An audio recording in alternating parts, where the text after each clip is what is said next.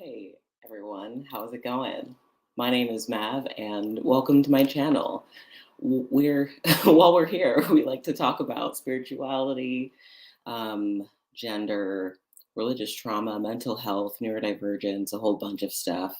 I really encourage you to check out my other content to see if any of this stuff interests you. But for today, we have a pretty specific topic.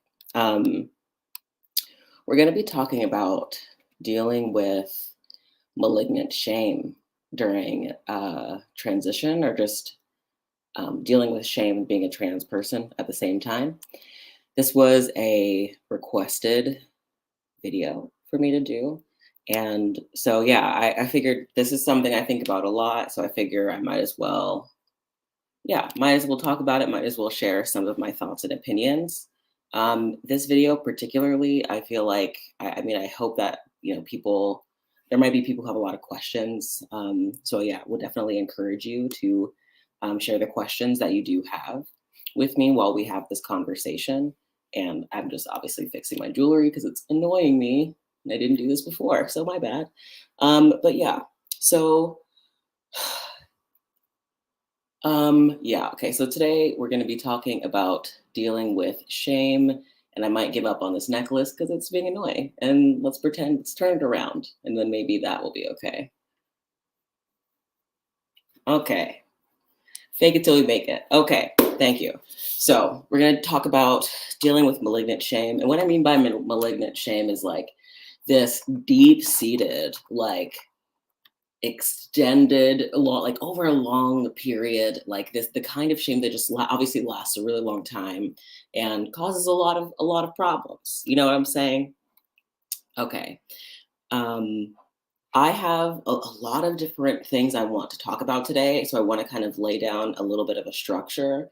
So also, this is like a live stream, so I want this to be pretty thorough. So we're going to talk a little bit about kind of like, what is transness? What does it mean to experience shame? A lot of the different reasons why we probably experience these feelings of shame, and a whole bunch of different things. Like, I have a whole list of stuff that I'm going to talk about there. And then, like, again, a whole bunch of different ways to address and manage the experience of shame.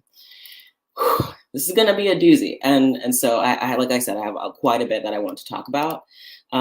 Yeah, like I always want to encourage you all to subscribe to the channel, like the video, share it with other people who you think would appreciate it. Even right now, share the live stream, and check me out on other spots and ask questions and talk to me about what you're thinking.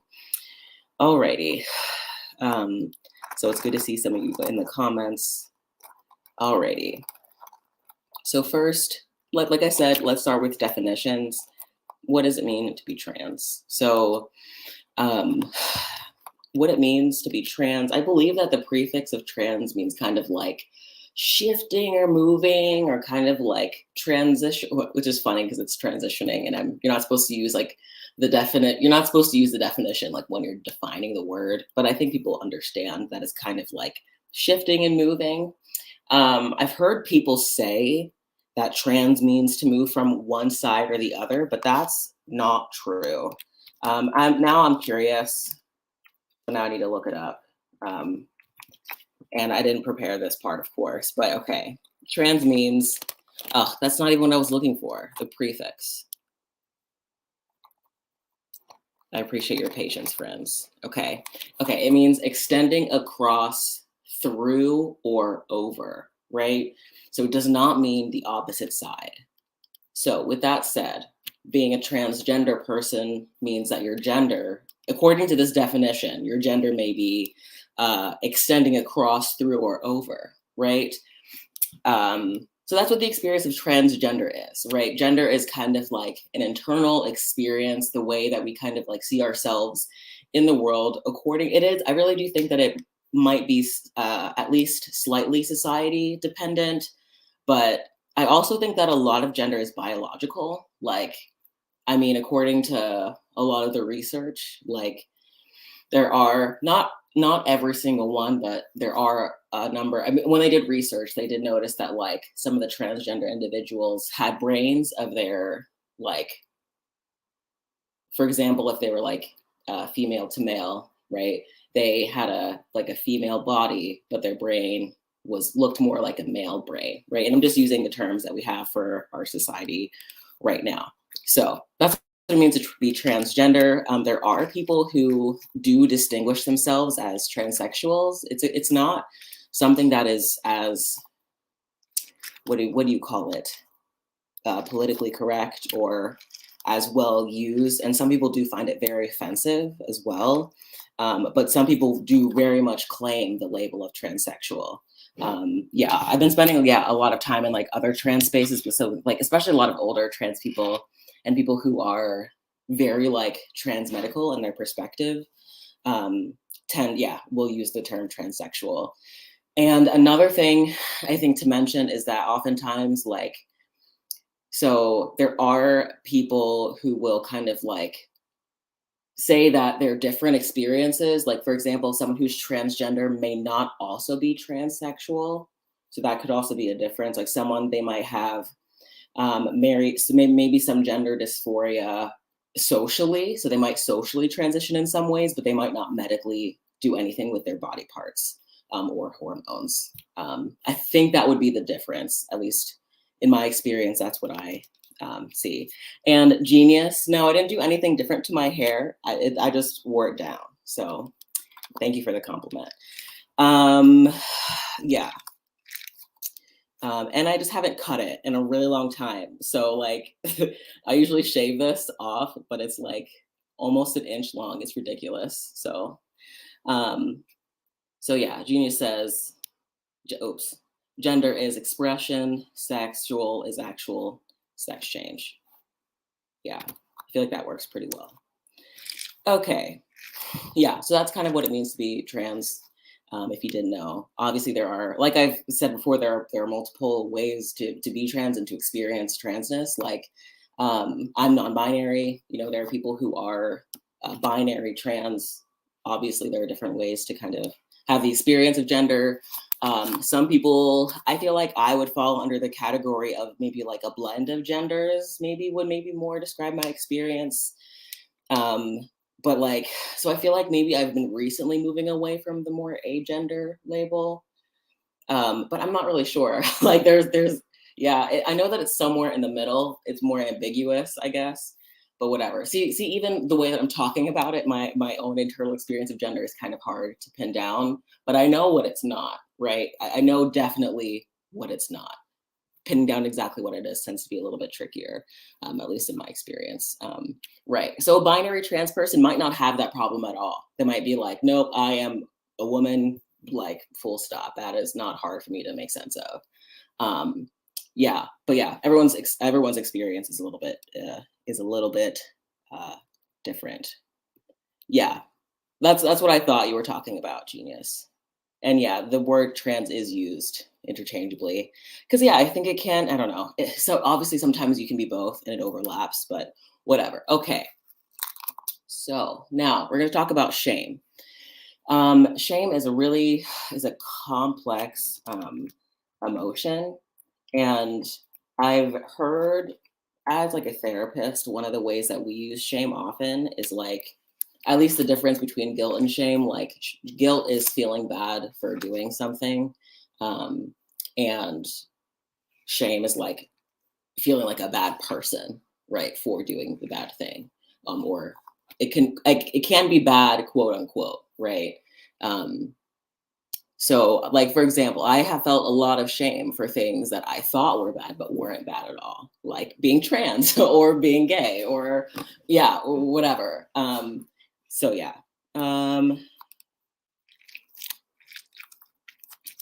Okay. And okay, so the other thing that I wanted to do real quick is read a definition of shame so that we can kind of start off from the same place.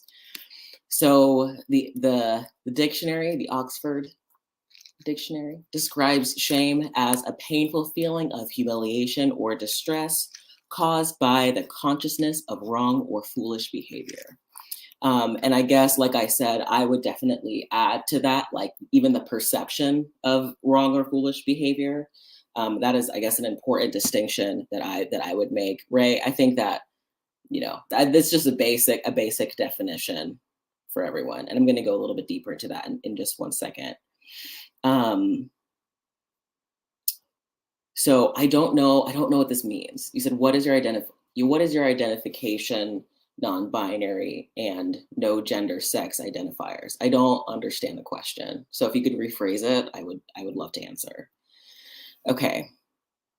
So in starting this off, I used my little friend AI to answer this question, right? I was like, AI, why do trans people feel shame? And I feel like they give a pretty good answer. And I'm gonna go this kind of was like my jumping point, and I came up with a lot of ideas off of this. So AI says that trans people can feel shame for a variety of reasons. One of the primary reasons is the societal stigma and discrimination that trans people often face. This can come in many forms, such as misgendering, harassment, and violence. These negative experiences can lead to internalized transphobia or homophobia, where trans individuals may feel like they are somehow flawed or wrong for being who they are. This internalized shame can be particularly difficult to overcome, as it can be deeply ingrained and reinforced by negative experiences. In addition to external and internalized factors, rejection from family and friends can also lead to feelings of shame. Coming out as trans can be a challenging experience, and not everyone may be accepting or supportive of an individual's gender identity. This rejection can be painful and may lead to trans individuals feeling like they are not worthy of acceptance or love. And then it talks about, that it oftentimes leads to feelings of isolation, depression, and anxiety, and it's important for trans individuals to seek support, whether that be from friends, family, or a therapist. Yeah. And then it says, it's important to remember that being trans is a valid and beautiful part of who someone is, and that there's no reason to feel shame for simply being yourself. I was like, you go, AI. AI is like trans rights, which is great. Okay. So, okay. So I guess let me clarify what I was saying. So I said, yes, some people consider themselves as non-binary. And then a completely different statement is like a binary trans person would be comfortable seeing themselves as a woman, like fully.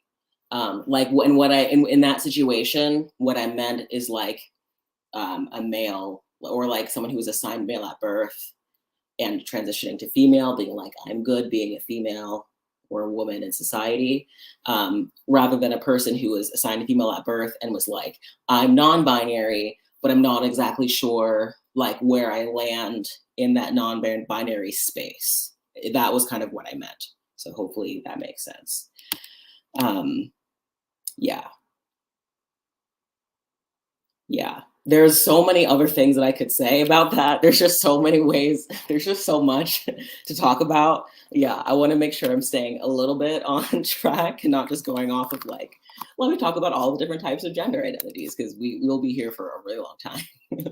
Okay, so I thought that AI did a pretty good job of like giving some of the pretty basic, answers, right? So we're going to talk a little bit more in depth about some of those. And then while I do this, I'm probably going to share a lot of my experiences. And it'd be awesome if people who are who are watching live could also share some of your personal experiences. Maybe I might be able to read them live. But we'll see how that goes. So I think that I'm going to switch these. I might switch the order of these now. I'm going to switch the order. Okay. So I think the number one thing, or one of the most significant reasons that people probably experience shame when being trans is the fact that we are told from a young age that like gender has to be a certain way. If we didn't have like strict gender roles, right, in society, then things would be a little bit different, right? I wish that I knew excuse me, knew a little bit more about this, but I've heard that there were like societies who would kind of like Like, yeah, like, it wouldn't be kind of like your gender, like, you would know your gender and then you would, like, fill a role after you knew what your gender was. It was kind of more like you would see what roles you naturally fell into, and then people would kind of, like, assume your gender from that. And I feel like if society moved in that way, like, we were allowed to just kind of, like, do what felt natural to us, and then society was like, "Okay, then I feel like I might be able to better even describe you because of the things that you're doing." But in our society, it's kind of like, "No, you're born with these parts, and therefore you must do these things. You are, assigned male at birth, and therefore you must like blue and play with trucks and play sports and like be aggressive." Like, these are the types of things that people say. And obviously this only gets worse, as a person gets older. Because when you're young, when you're kind of like, especially before puberty, like things are more fun and more playful. And even things like, there's less maybe like a gendered segregation and stuff like that. It feels safer to like play around with kids who are different genders from you, especially like really early, like before 5, right? But then after that, it's kind of like things start to get more and more separated. And by the time you're like 10 or 11 and starting middle schoolish age, things are pretty gendered from then on. And then we start developing opinions about the other gender, and then a whole bunch of different things. Sorry, my wife is watching sports and just yelled in excitement, so I got nervous. Okay, so yeah, that is one of one of the major issues. Um, One of the major amplifiers of this, at least in my experience, is gender, right? Oh, I lied. Is religion, not gender, is religion. Okay. In societies where religion, or at least patriarchal religions with like very strong and strict gender roles, there are there's a lot more pressure, I think, to conform to these ideals. Like, for example, I just was thinking, like, if you were born in somewhere in the Middle East where, Muslim is where you're like a Muslim, or Islam is like the major religion. Being a woman, or assigned female at birth in that society is like, a pretty there's a lot of things immediately that like that kind of says about who you're going to be in society as a person. And yeah, what if that's not what you want? What if that's not what you're interested in? And I think that people should have room to be like, cool, I was assigned male at birth, and I can also do whatever I want, and that's fine. Like, why can't we just do that? I also started that sentence and I wasn't sure where it was going to end. So that happens to me sometimes. Okay. But yeah, the religious stuff really does kind of make that a little bit stronger. And one of the major problems, at least for me, was that some of this stuff starts to get conflated with sin. And then it starts to become like sinful to do certain things. I believe there probably are verses in the Bible. I was raised uh, um, evangelical, and so there are definitely verses in the Bible where it talks about not dressing, and for men not to dress in women's clothing or something like that in the Bible, and it's an abomination or whatever. So you're taught early on that these types of things are really bad. um, I have had several experiences. I know my parents, like my parents' face. I remember very much my parents' faces when they like when they saw things, like when they saw gay stuff, when they saw like on TV, like if there was a not really, there were a lot of gay commercials back in the day, but if there was a couple on the TV or something, like they would very quickly change the channel. Um, and yeah, I have, yeah, other memories where we've seen people look, look, yeah, who look like they are LGBTQ, I guess, and the way my parents would talk about them. And so those things, they don't necessarily have to look at me and say, these people are bad. It's like I learned from observing, right? It was very, very easy for me to pick that stuff up from their behavior. So that's a huge reason. Another reason is societal stig. Oh, I lied. No, Part two of the first reason is specifically with gendered shame, like shame for kind of not doing gender the right way, quote unquote. Specifically, I think there is some shame that comes with being non-binary, specifically in our society, because we live in such a binary world. um, you are constantly reminded about the binary world. If you go in public and you try to go to the bathroom, like there's not going to be a space for you when you fill out a form. Like there's not going to be a box. There oftentimes isn't a box for you to check. Like my company at work, I was probably one of their first maybe out non-binary people, at least the first person to say anything, so that like some of their forms would like have more options or things like that. You know, Instead of Mr. and Mrs., like adding like other types of signifiers or, yeah, yeah. Anyway, so those things are also frustrating. Another problem, and this is even a problem within the trans community with people who are more of like the aggressive trans medicalists. They are kind of like, uh, they're the ones kind of like the Blair Whites who will like look at another trans person who's not quote unquote passing and will say things like, wow, they'll misgender them, like, and they'll say bad things about them and say, oh yeah, they shouldn't be in the women's bathroom because they look like a man and they have a beard. Like it's awful, like the kind of stuff that they do. And so for non-binary people, like, um, yeah, for non-binary people, there's like more of that kind of space in between where we're kind of like, yeah, there's not a lot of room made for us. Um, and pandering person, Pelosi, whatever. If you're curious about like the difference between like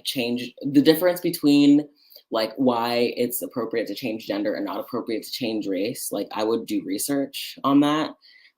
There are a couple of different people on YouTube who have made content who discuss this exact issue. It's not one that I feel like I'm able to verbalize very well, and I feel like you're also probably a troll. So, but I can't tell. um, but I'm not sure. So let me know. But yeah, do research. I can't. This is also not. I'm not going to answer that right now. And there's more information other places. Yeah, and basically, oftentimes for non-binary folks, like just feeling crappy for not being binary, because sometimes you feel like it'd be easier and it would make more sense to the world. So yeah. Um, all right. So now we're on to the second reason. So this one is about societal stigma.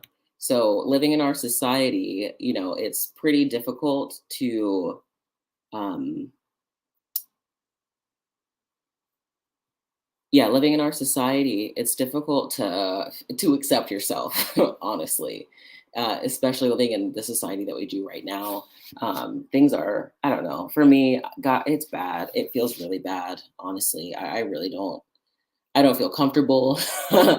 Like living. Yeah, it just feels crappy to come on the internet and see all the stuff that happens and all the different stuff with them banning drag in places, and to think that like these shows are gonna have to go back underground, like we do all this work for nothing, like whatever. I just feel mad about it. So right, so society makes it difficult for us to accept ourselves. They will constantly shame us. So um yeah, it feels awful all the time.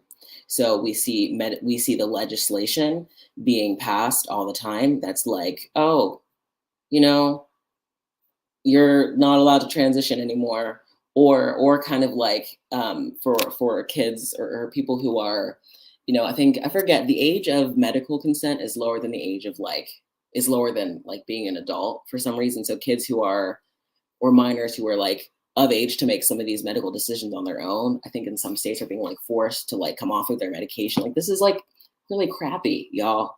So there's a lot of reason to feel awful for being trans right now. Um, and then also just the way that the media talks about trans people, it's so inflammatory these days. I really, really hate it. If you've seen that one picture about, how this has changed over the years, there was a picture of like in like the 70s or 60s of like, a trans woman in the news, and it was like, you know, trans woman is a beauty and blah blah blah, like all positive and stuff like that. But now it's like, man pretends to be woman, enters bathroom, terrifies everyone, like things like that. It's just, for me, it's awful and it makes me mad and angry. So right, that's it. That's societal stigma makes it easy to feel ashamed and hate yourself for being a trans person. The other thing is, obviously, all of this stuff leads to a ton of internalized transphobia. Obviously, internalized transphobia is kind of like not the fear of trans people, but kind of like the distaste, and it can be like hatred, even vitriol, disgust for trans people. We can feel that towards ourselves oftentimes, especially if we are told that we are these things, that we're disgusting or evil or whatever. We can start to turn those things into ourselves. We have protective we have a protective subconscious that tries to keep ourselves away from pain. And if like conforming to the world standards keeps us away from pain, sometimes we'll think of things that'll push us in that direction. So we'll have thoughts that might like say like, oh, you're a terrible trans person and all of this stuff, so that you would conform, right? It's kind of like this internal policing thing that we do. It happens the same in like childhood. Um, another thing that is a cause for shame is um, dysphoria itself. I think that like sometimes it can be. I watched a YouTube video, and this one guy was talking about how he like had pride flags on his wall, or like someone drew him pictures of pride flags on his wall, and waking up and like seeing the trans flag reminded him of like his body and the fact that his body didn't align with who he was exactly, and how frustrating and upsetting that was for him. Um, and so sometimes it's hard to feel like proud of being trans because you just like it feels bad. Like there's a lot about being trans that feels really crappy. Yeah, and that's not enjoyable. So that can be a really big one. We can just feel guilty also for not feeling like proud of ourselves and things like that. And it's a tricky thing. Another thing is sometimes we can feel feelings of shame because like we're worried about our level of attractiveness, for both like for all different types of trans people. I think people have the experience of saying like, you know what, like I was really attractive as my birth gender, and I'm worried that if I transition, I'm going to be an ugly girl, or I'm going to be an ugly guy, or I'll just be an ugly person, or something like that. And that's a difficult thing to run into, and I think that obviously this comes from very, I'm sure, like very you know what's that called, shallow beauty standards from society.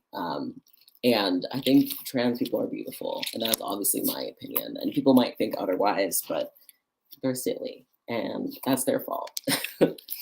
um, but yeah, I feel like sometimes we just have to take the risk and just be ourselves rather than being who attractive sometimes.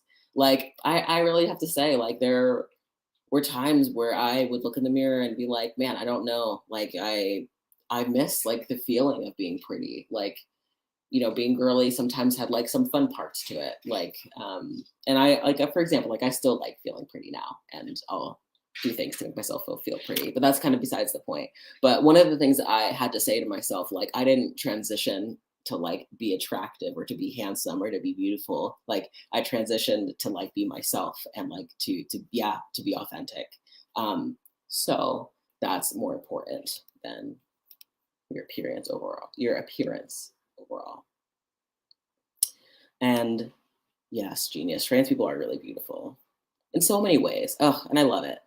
Um, okay, so the other thing is I watched this one video and this one trans woman was talking about how uh like we are like for okay, so I was watching this video and people know who Buck Angel is. He's, you know, a trans man who's also like a porn star and he does a lot for the trans community and is pretty trans medical, but you know, that's a lot of older trans people are anyway.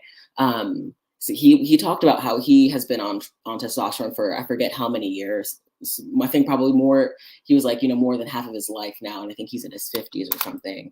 And he said that I think he probably is one of the first on record, like medical record, like oldest, at least, and maybe in America.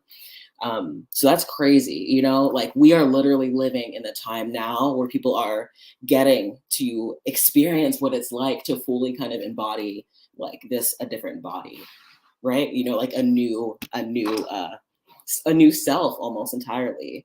So, you know, we have always existed, trans people have always existed, right? But we haven't been able to exist like this before. We haven't been able to say like, this is who I am on the inside, and here you are, world. You can see that, and get to live that, right? And get to do like, yeah, medicine is incredible, and doctors are getting better and better at, you know, surgeries and other types of medications and stuff that can help us become like the people that we want to be, which is great. Um, so yeah, that's awesome. It makes me feel happy. Okay.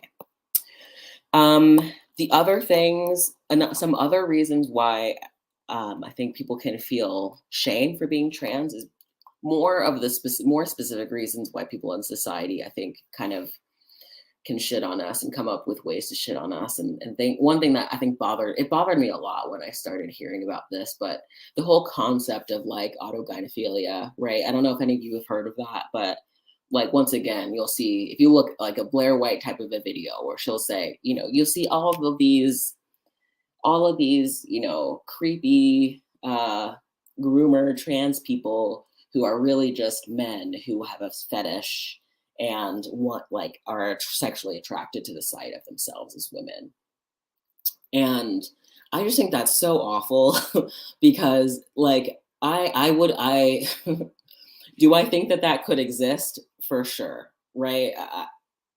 That can definitely be a thing. Cross dressers are definitely, I don't know if that's an appropriate term, but I'm sure that they exist. People who like just enjoy that in private or whatever.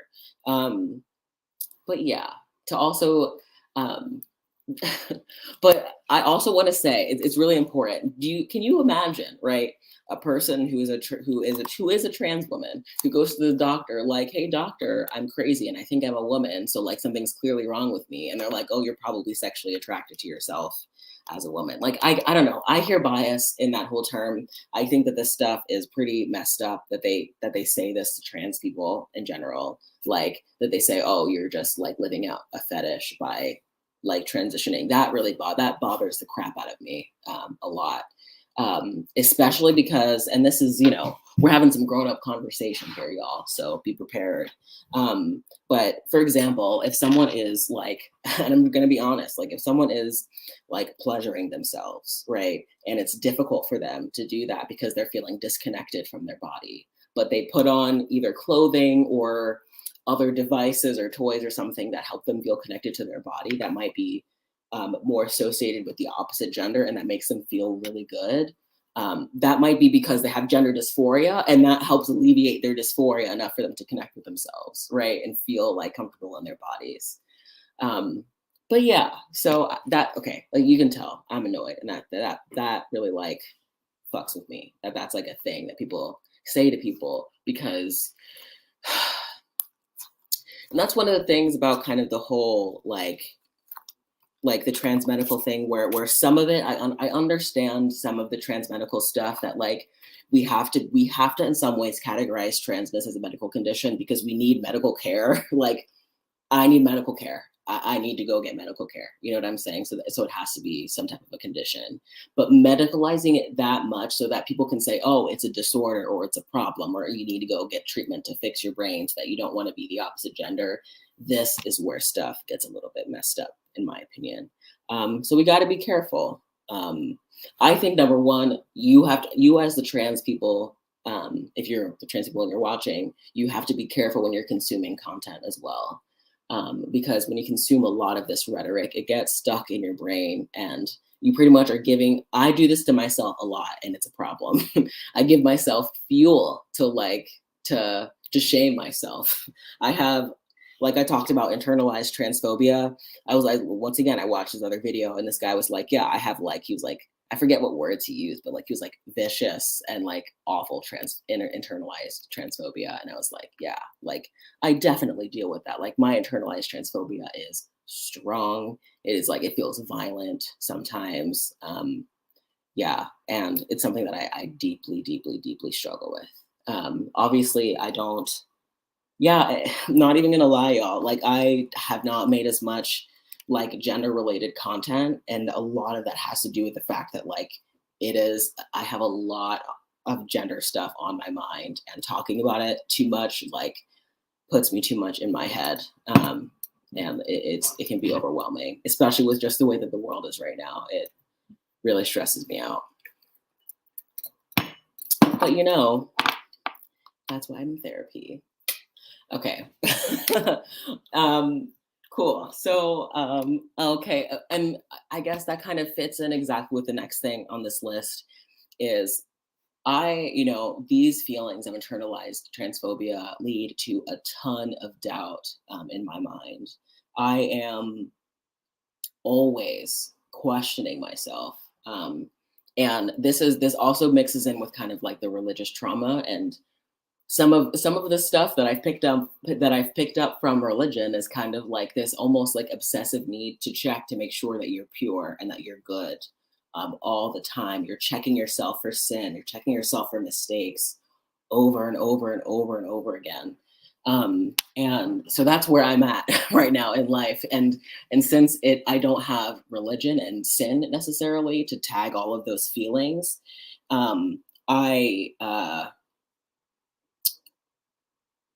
wait, since I now I forget where I was, damn it. This happens all the time. Whenever I get whenever anything comes up on the screen, I like lose my train of thought and I'm working on that, y'all. But anyway, okay, let me just answer some of these questions because I was going on an internalized transphobia rant, and if you remember where I was at, you can remind me in the comments. But otherwise, I'm gonna whatever.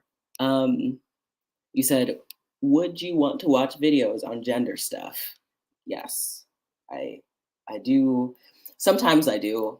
It kind of depends. I think that's what you're asking. Sometimes I do want to watch videos. Sometimes I really I like kind of the idea of philosophy and thinking about how people think and understand things and why they believe what they believe. So I do find myself watching a lot of like content about people who don't think like me and sometimes will be and very transphobic, and I just want to understand like what they're thinking, how their brain works and stuff like that. And so I just try to like study people. And so that's why I do this. And sometimes it like triggers my internalized transphobia and I have to stop for a really long time. um,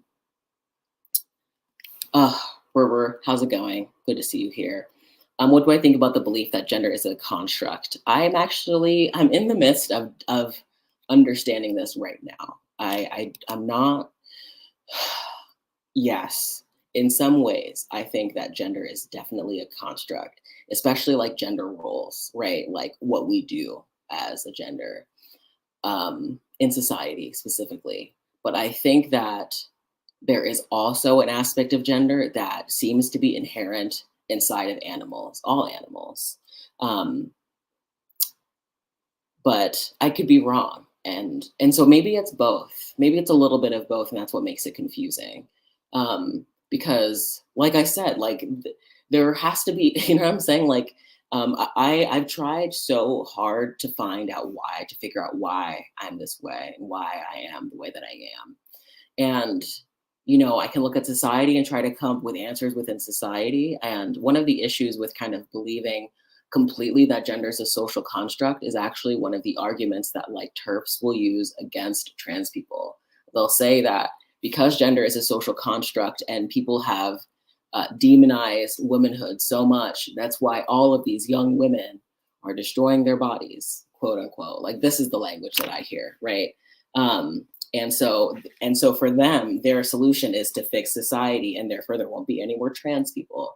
I don't think that would work, right? I think that even if our society was open to, people being different genders, that people would still be trans. People would still be born trans. They would be like, hey, I have these parts, and like these parts mean a certain thing.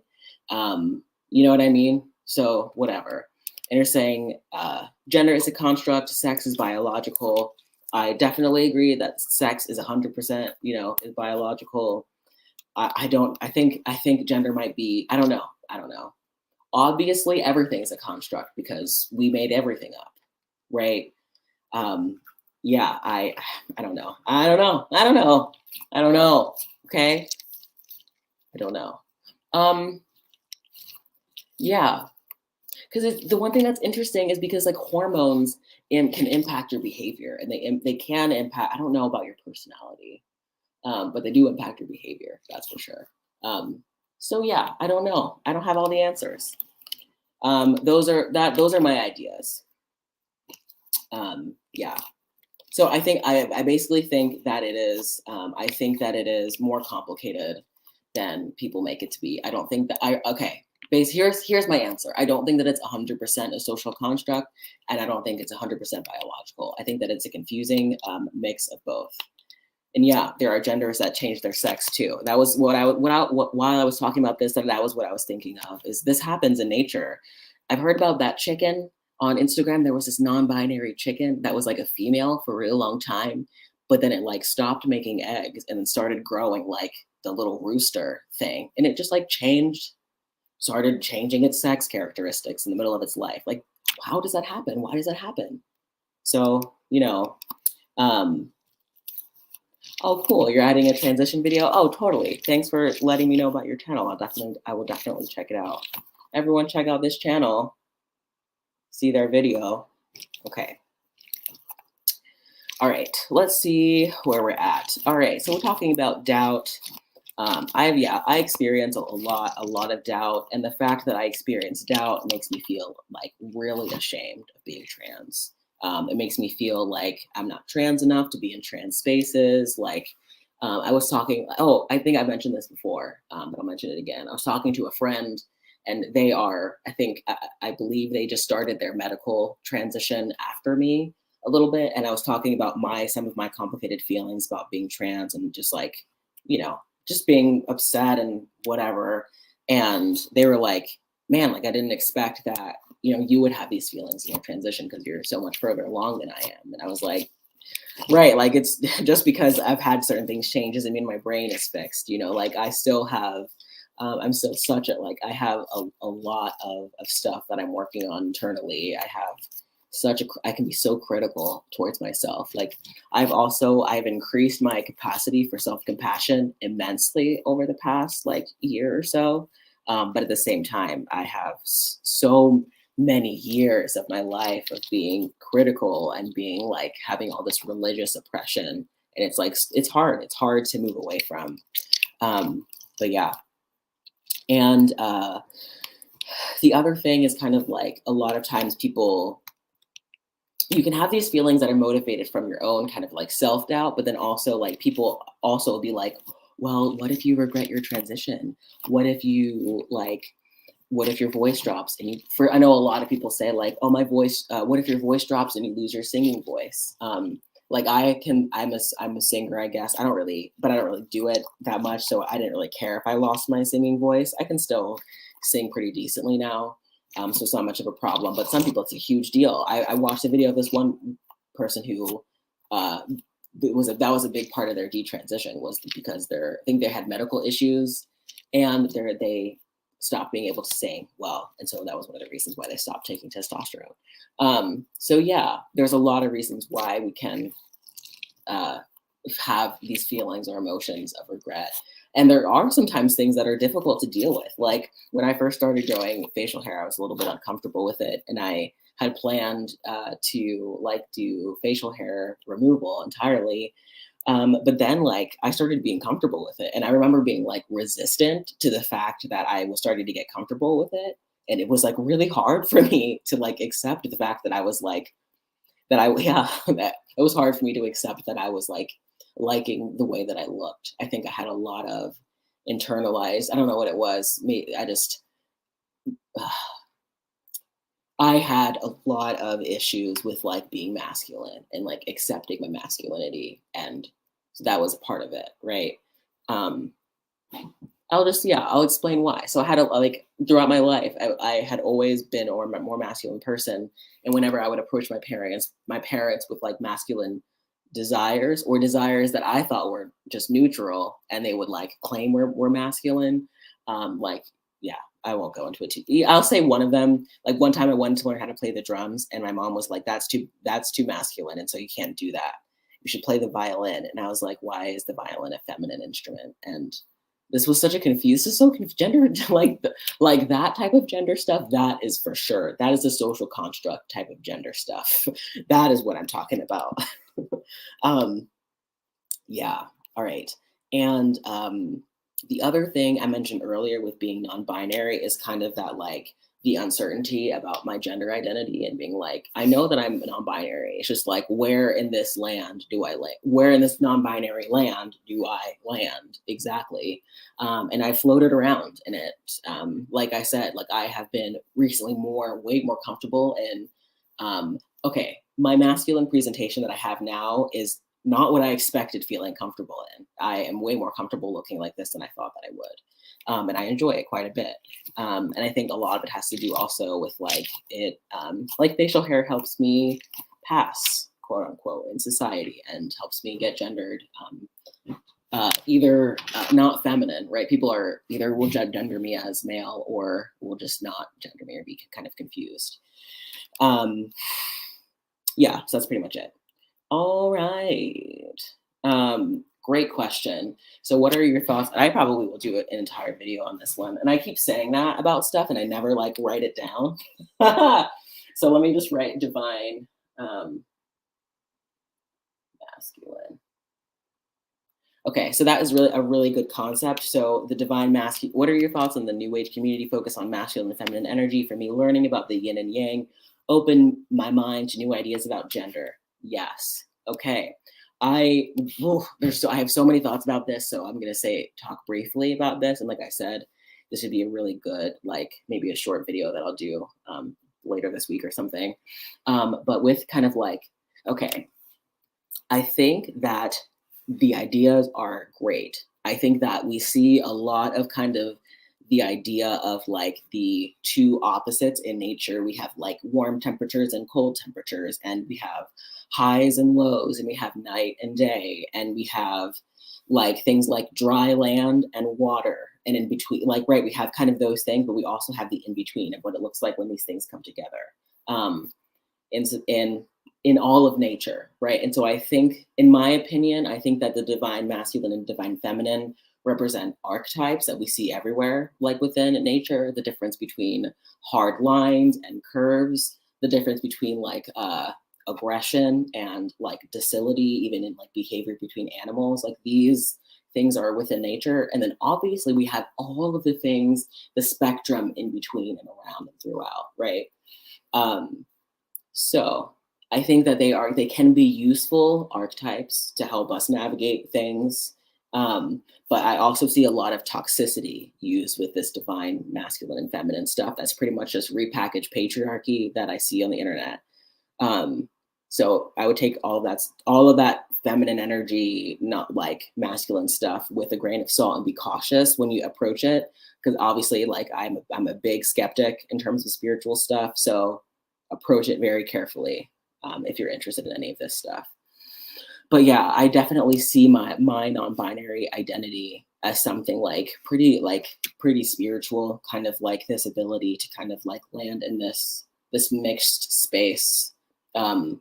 kind of being able to like experience these two halves of something feels, I don't know, meaningful to me in a deep, like I said, in a deep spiritual way for me. So I hope that answers your question. Okay. All right. Okay.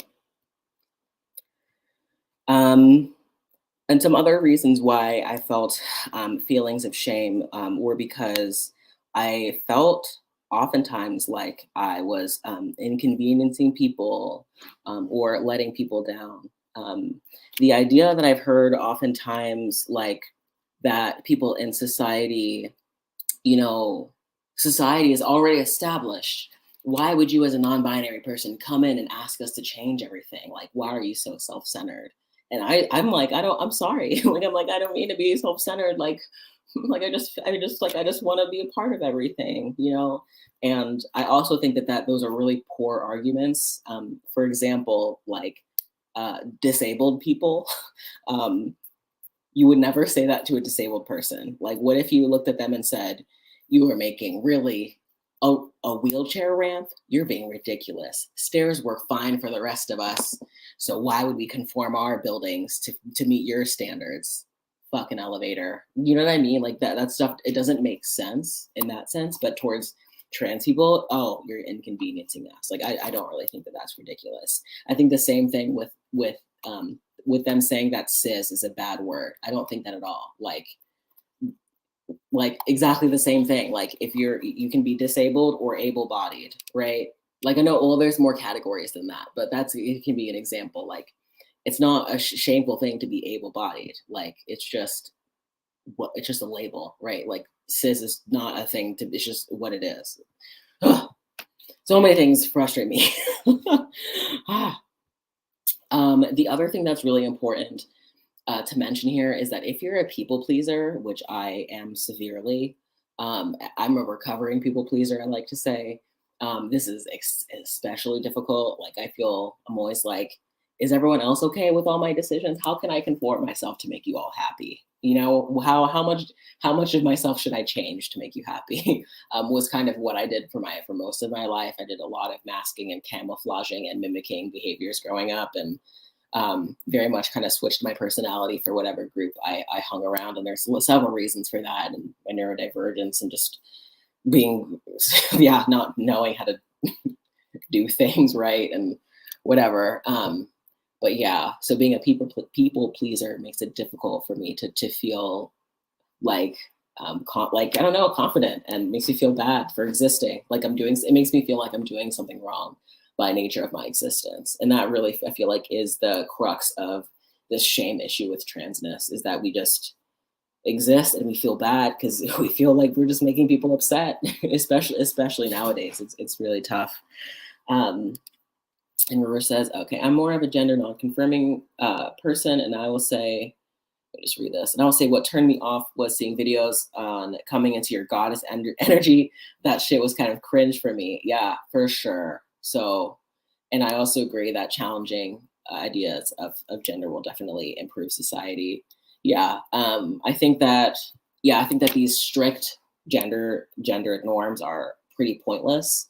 And so that's why I think I can be critical of a lot of the really like intense trans medical people, because I think that being so rigid with gender, I don't think is as useful as people think it is. I don't think that wanting to conform to the world standards is actually useful in a lot of ways. But that's my opinion. And now it's time for sad stories, everyone. I One of the biggest reasons why I felt shame for being trans was because of my family. So I grew up with a really rough, you know, religious parents. While it was happening, it was fine-ish, you know, like some of it was good, some good memories and things like that. My parents did their best. But yeah, the religious upbringing was really tough for me. And coming out to my parents was as trans was one of the hardest things in the world. And I wrote like a bit of a blog post about this a while ago, and I wanted to read it to you all. I might not read all of it, just for time, and but we'll see. Maybe I will. I don't know. So this is kind of my experience of coming out to my religious parents and how difficult it was for me. So being when I was born in an oppressive religious family system, it had its ups and downs. Sometimes things were good, and if you fell inside of the boxes, especially with gender, like things were fine. If you kind of like behaved well, you would succeed, especially in a very religious standpoint. Um, but if you didn't, then there was a lot of like shame and pain and loneliness. And I feel like it made sense for me to remain in the closet for as long as I did. I had to survive as a queer kid in a home where those people, in quotes, were treated with disrespect in the name of God. It was torturous. And I finally moved out with my wife, and it was a whole dramatic story. Maybe I'll tell the story if someone wants to hear it in the comments. Um, but yeah, I left home and moved out with Amanda, who I'm married to now, and started to feel a little bit better. There was less kind of noise from all that religious stuff. And then I was like, it was the first time that I was able to sit down and kind of like ask myself questions about who I was. And I was like, not a woman for sure. And I found out I was non-binary and kind of started the whole transition. So I was like super excited, really euphoric when I discovered this and started kind of like binding and dressing in a different way and kind of pursuing medical transition. And then I was like, fuck, I have to talk to my family about this. And I would tell them to like about my new name and my pronouns. And I was like, this is awful. And so all of this joy about being trans was like crushed in the fear and anxiety of having to tell my family about this stuff. So I knew what my parents believed in, and I knew that they would not be happy, but I knew that I had to be myself.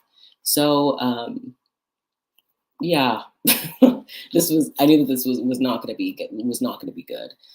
So I decided to come out to them eventually, and I took a long time, and I wrote out this well-crafted letter. In my opinion, I was at a church at this time, and I talked to I worked with like the pastor to like write out this letter.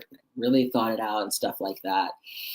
And I tried also to put information in there, like links and documents about like, what to do if you're a religious person and your kid comes out as trans. Like I literally did everything for them that they needed to like give me a chance, And I was like, maybe I thought I was like pretty positive that they were gonna not give a crap about it.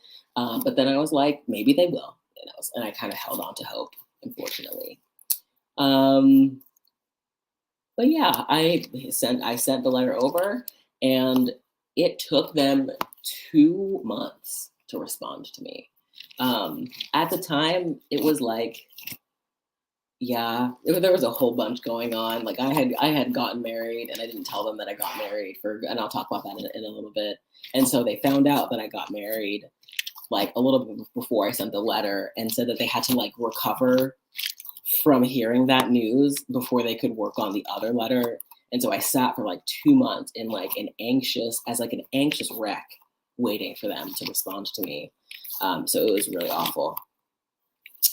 Okay, so so they did send me a response letter, and I wanted to find it to see if I could read a little bit of it, but I can't find it anymore, and it's probably for the best. But I did find a text message that I did save of theirs, and this was after I told them that I was getting married to Amanda. This was after we had gotten engaged. This is not cute, guys. This is like pretty bad. It feels bad for me. It's not like that. It's not that bad, but okay. Here's what they said. If you have any ounce of self-sacrificing love for Jesus and his word, please do not do such a great evil. Do not love the flesh and the world dominated by Satan more than Christ, who sacrificed himself for your sins. 1 John 2:16 through 17.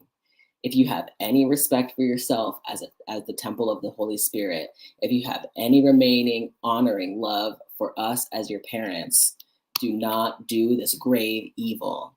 Do not cave into the flesh, the world, and the devil.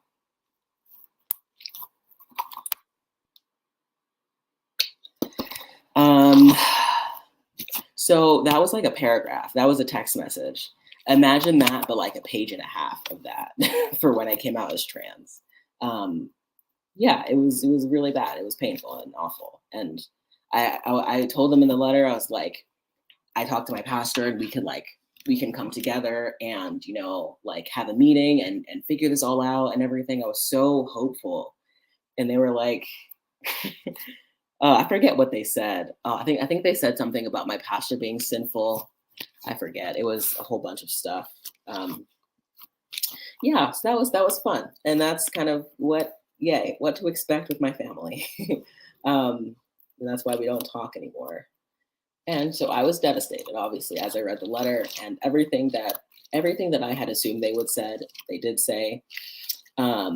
But it was somehow worse than I expected, like how it felt. And so the rejection I faced from my family and the pain I had to go through while dealing with this religious trauma made it extra hard to heal from the trauma itself, from all this stuff. And so the way I felt was absolutely unbearable, and I oftentimes didn't know like when I would ever feel better. I really thought that it was my fault. I felt like it was my fault for my parents being devastated. I mean, like they told me that it was my fault, and I wish I had the guts to respond with "Hail Satan." But yeah, I wished that they could have. I felt like I was the only one to blame, and I felt really bad. And yeah, this is how I was impacted by living in a religious household. This is why it's so difficult. But yeah, now I want to talk a little bit about what we can do about this, how we can start to heal and make sense of this stuff and manage these emotions of shame. And the thing is, like, shame and pride aren't mutually exclusive. Like, we can feel pride for our transness and also experience some feelings of shame. So our emotions will change and fluctuate, and it's normal for us to feel varying levels of euphoria and dysphoria and stuff like that. So why can't we feel proud of ourselves, but like also sometimes feel shame? I think that it's a journey. Sometimes things change as we move through life, and so we should allow ourselves to change as well.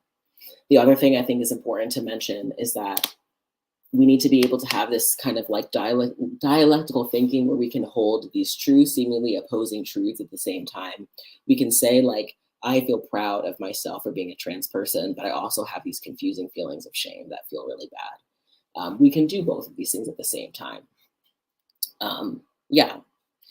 All right. So these are some of the things that I had to do, and I think that you should do also in order to survive. I want you to come to terms with what's right for you. And I also want to let you know that I have not figured this out. I have not arrived. I feel like I've just started my transition sometimes. And I have, I'm only like, 2.5-ish years into my transition. So gotta be patient with myself. Okay. So the first one is to develop a practice of self-compassion and really understanding that you deserve to be loved.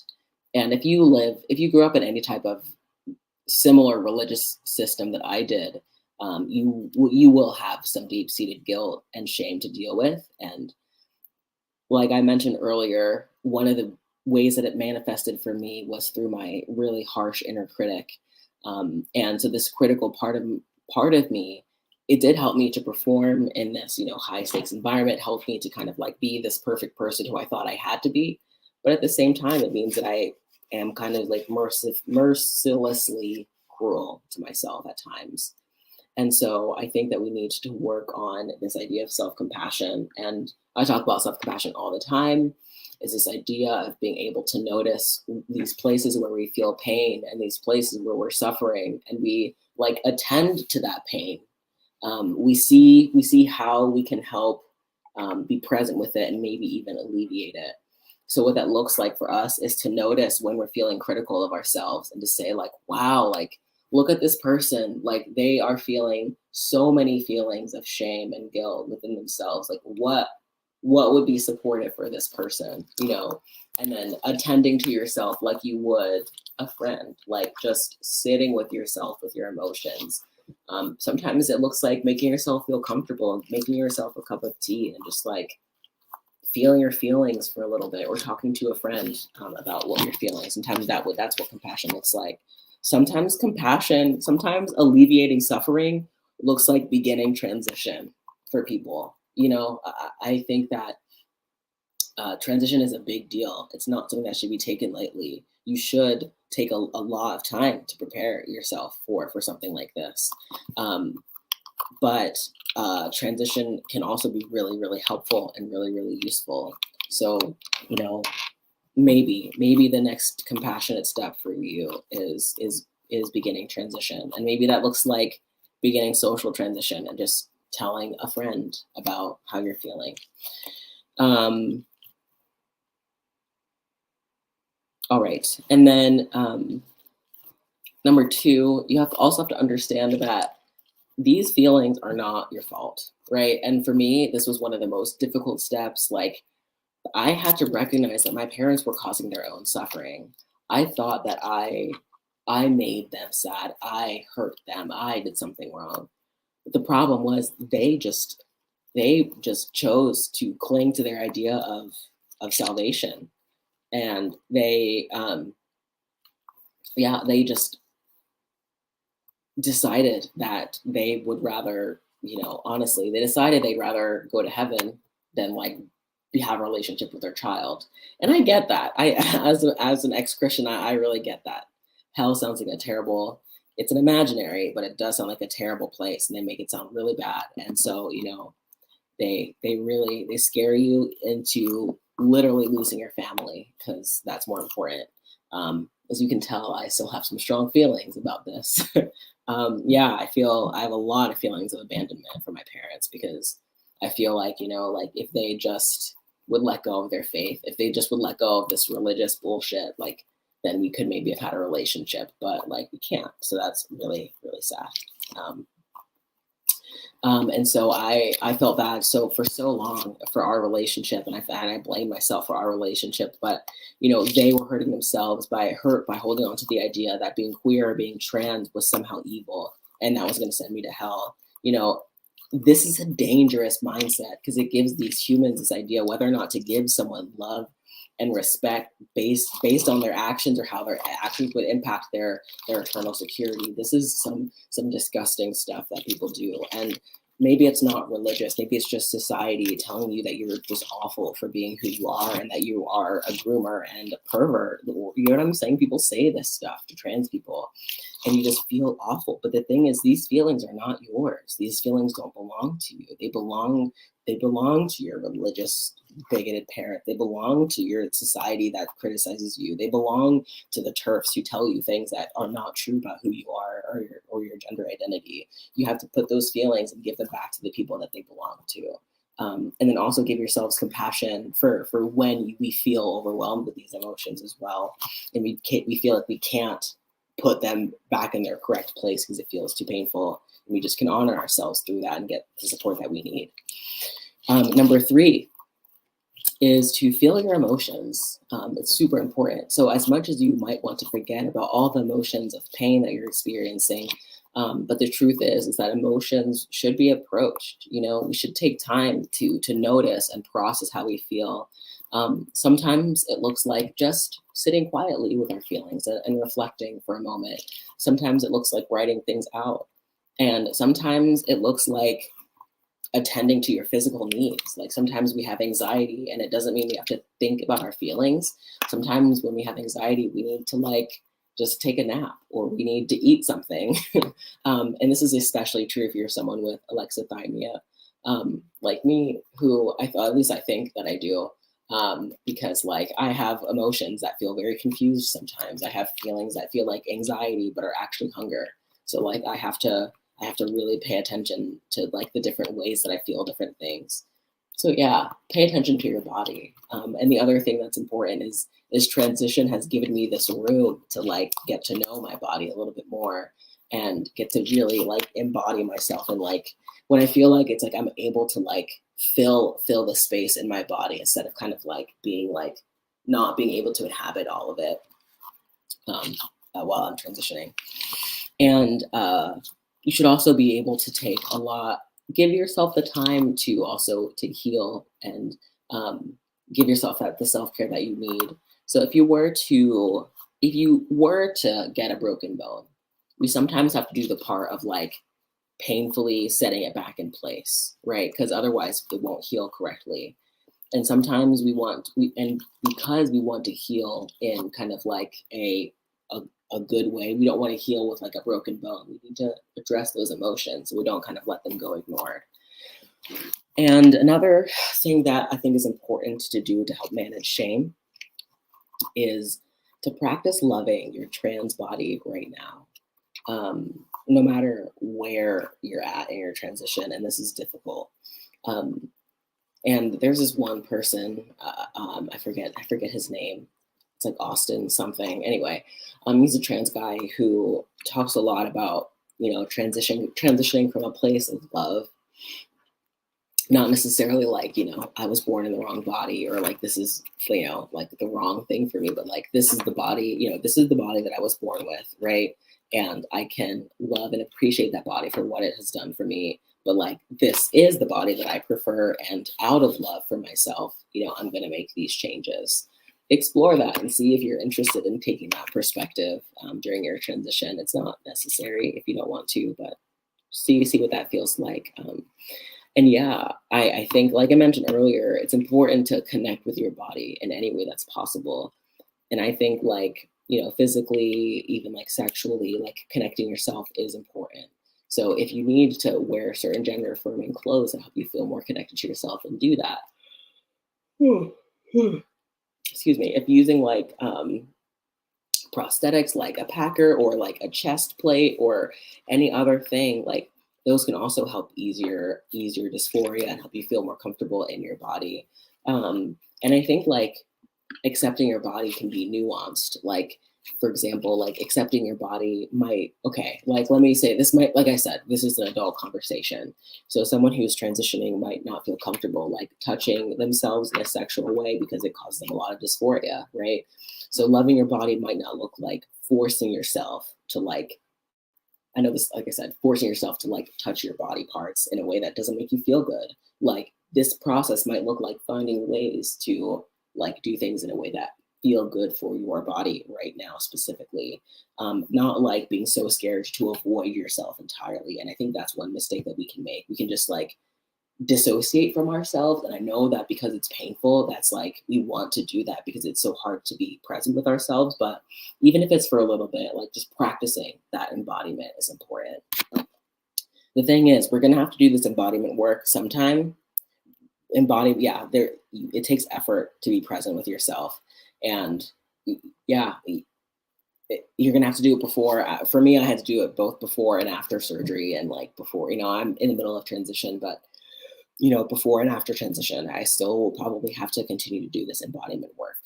And I've numbered these, but number 5 is to find community. Look for other people to talk to engage with, talk to people about your problems, and see what other people are going through. See if, joining like Discord servers or Reddit subreddits or Facebook groups or whatever is good. See if you have any local trans things going on. LGBTQ stuff might be good. If you are looking for community,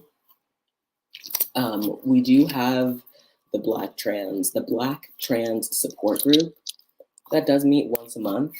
And you can follow me on Instagram if you want to know more information about that. And we did also just start a Discord server for the Black Trans Support Group. So if you fall into that category and you're interested in joining the support group and the Discord server, just reach out to me like on Instagram or email or something like that, and I can get you connected.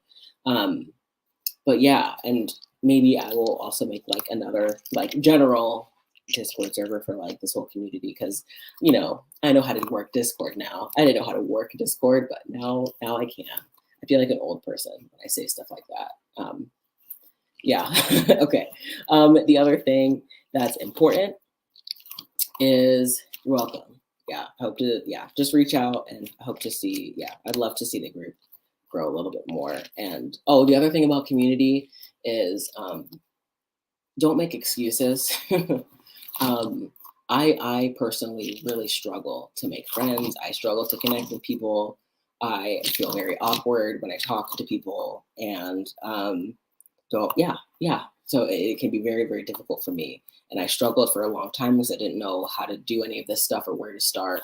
And then I just decided to make community by myself, to just do it on my own. And I just made a support group, and then that has led to community, and I've connected with people, and like some of these relationships are starting to kind of like develop, which is really, really awesome. You can find my handle, it's on the scroll, Mad Magic. So just wait for it to come around. It's there. So yeah, I'd love to see you. If you're Black and trans, you are allowed to come in. Like that, that was like part of it. Yeah, I do mean kind of finding trans community or people that are like accepting. Maybe I'll say like to find affirming community. That's really the important part. And I hope that makes sense. So like, I guess you don't have to have trans friends. You don't, but I would say friends who know who you are fully and who accept you for who you are fully. I don't care what those friends are.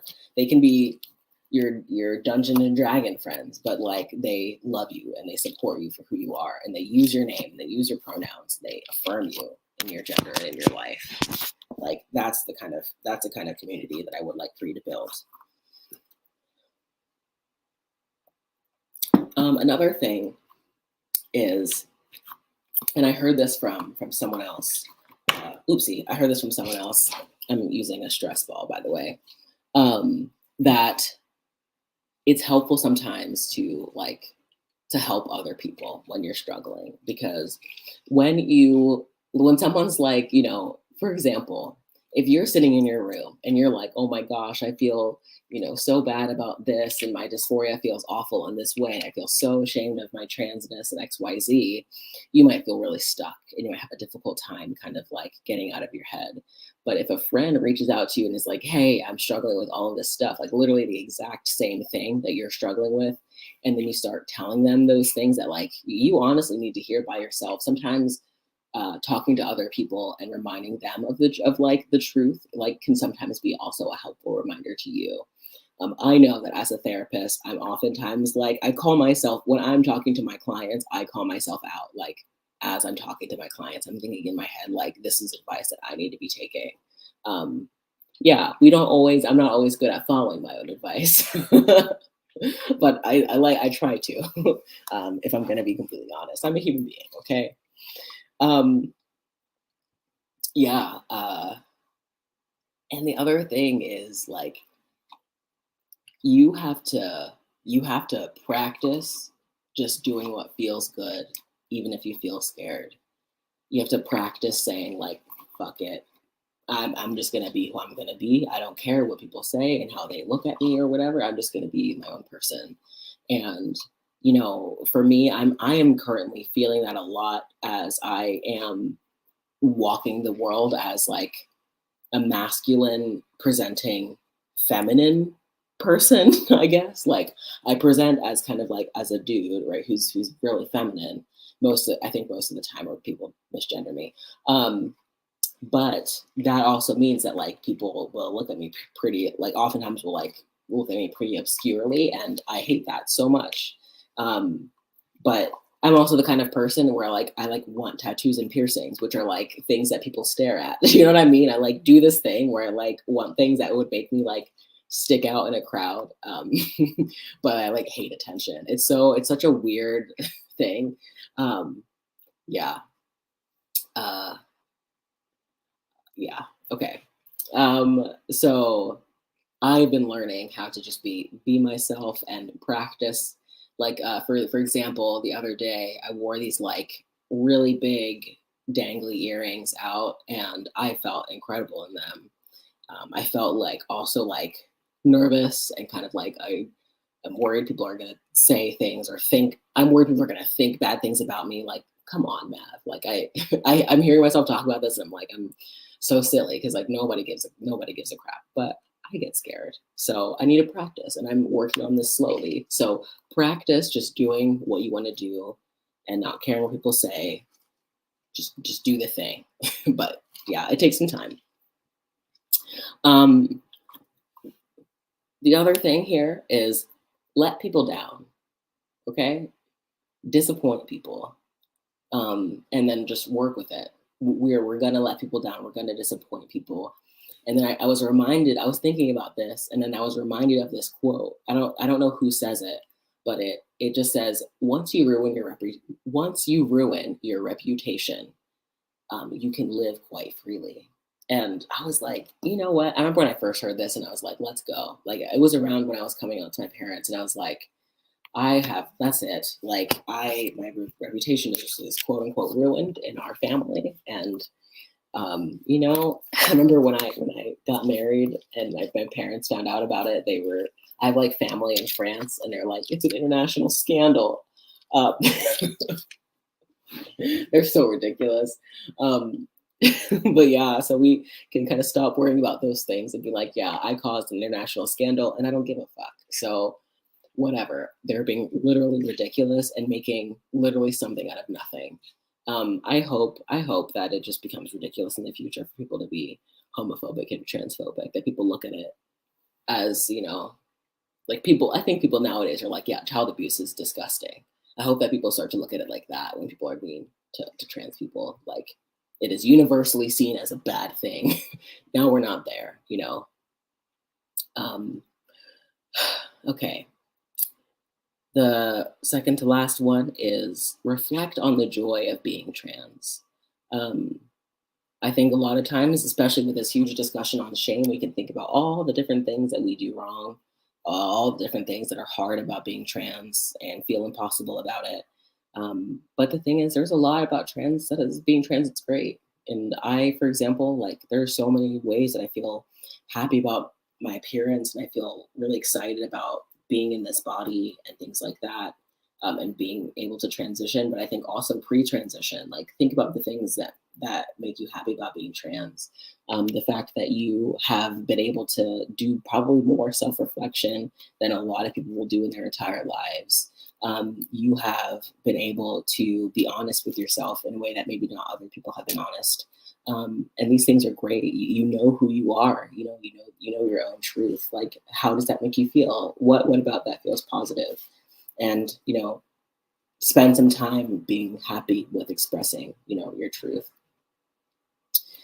And lastly is get help from a professional. Nothing compares to getting treatment, y'all. Not everyone can access treatment. That's okay. I understand that. But try your best to get treatment and support. If you have insurance, that would be a good way to connect to people and things like that. I like I said, I'm a therapist. I do this work.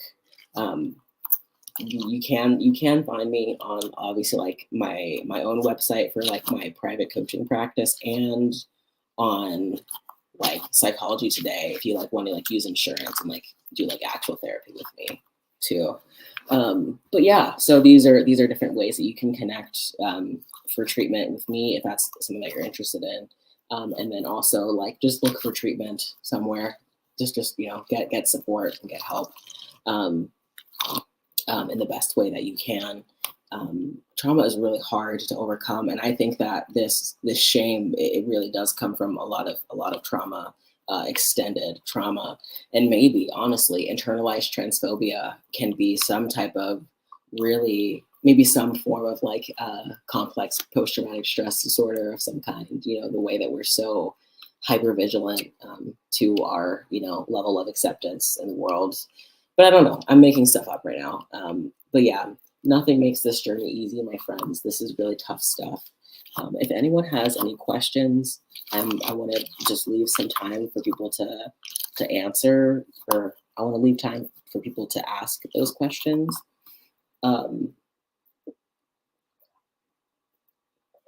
really happy that you guys have asked some questions before. Also, check out this, like I've said before, check out the scroll below just to see what I have going on. You can see the places where you can support me, like at buymeacoffee.com/mathmagic, and you can buy me a coffee or a pizza because I don't really drink coffee.